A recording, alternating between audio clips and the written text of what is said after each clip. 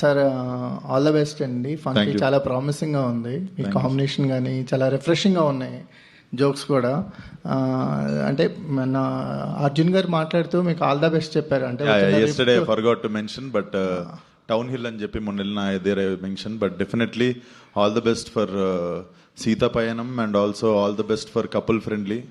So all the films look like very fresh for audience. So definitely ఆయన మాట్లాడింది కూడా నాకు చాలా చాలా మంచిగా అనిపించింది. So life is, I think this is life.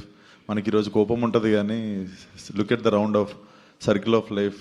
మళ్ళీ ఈరోజు it's very different between like same టైంలో ఫిల్మ్స్ రిలీజ్ అవుతున్నాయి. I want his film to run and he also said like very great things on interview.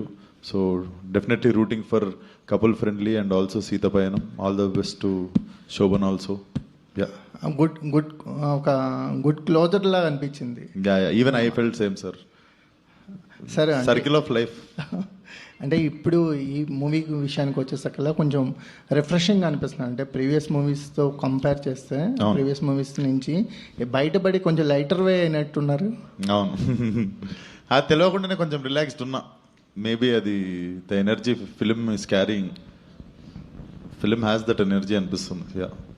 Vamsi గారు, సరే అంటే మీరు అంటే ఎప్పుడు ఆడియన్స్ని ప్రిపేర్ చేయడానికో ఏమో తెలియదు కానీ కథ ఏం పెద్దగా లేదని చెప్తారు. అది అది కథకే కదా సార్, ఏం రాసినా కథకే కదా సిచ్యువేషన్ రాసి, ఎందుకని అలా చెప్పడానికి కారణం ఏంటి? అంటే కథకి సిచ్యువేషన్స్ రాయడం ఓకే, కానీ ఇప్పుడు అనుదీప్ స్టైల్ ఎలా ఉంటుందంటే పంచుల్లో వెళ్తుంది సినిమా అంతా. జనరల్గా ఒక కామెడీ సినిమా అంటే ఇప్పుడు అనగనగా ఒక రోజు ఉంది కామెడీ సినిమా, ఒక విలేజ్లో జరిగే ఒక మనిషి కథ ఇది. దీంట్లో కూడా ఒక సినిమా ఇండస్ట్రీలో ఇది ఒక మెటా ఫిల్మ్. యాక్చువల్లీ సినిమా ఇండస్ట్రీలో జరుగుతుంది, కానీ సినిమా ఇండస్ట్రీలో అంటే ఇప్పుడు నేను ఇంతేలాగా అలాంటి సీరియస్ ఫిల్మ్ కాదు, కామెడీ ఫిల్మ్. ఒక డైరెక్టర్కి ఒక ప్రొడ్యూసర్ కూతురికి మధ్యలో జరిగే ఒక చిన్న ఫన్ టోన్లో జరిగే, so more on life incidents లాగా ఉంటుంది, ఒక కథగా ఉండదు ఇది. ఇప్పుడు ఒక డైరెక్టర్ ఇబ్బందుల్లో ఉన్నప్పుడు ఎలా బిహేవ్ చేస్తాడు, ఆ ప్రొడ్యూసర్ కమాండింగ్ ఉన్నప్పుడు ఎలా బిహేవ్ చేస్తుంది ఆ ప్రొడ్యూసర్ కూతురు అనేది, అలా ఒక లైఫ్ ఇన్సిడెంట్స్ మీద ఉంటుంది సినిమా. సో ఆమెను ఒక కథగా ఏమీ ఉండదు. ఒక డైరెక్టర్ అనే మనిషి ఈ 2 hours ఫ్లోలో ఆ క్యారెక్టర్ మూవ్మెంట్స్, క్యారెక్టర్ ఎలా చేసింది ఇది అది అలా వెళ్తుంది సినిమా. అందుకే నేను అందరికీ చెప్పిన సింపుల్ క్యూట్ కామెడీ ఫిలిం వచ్చి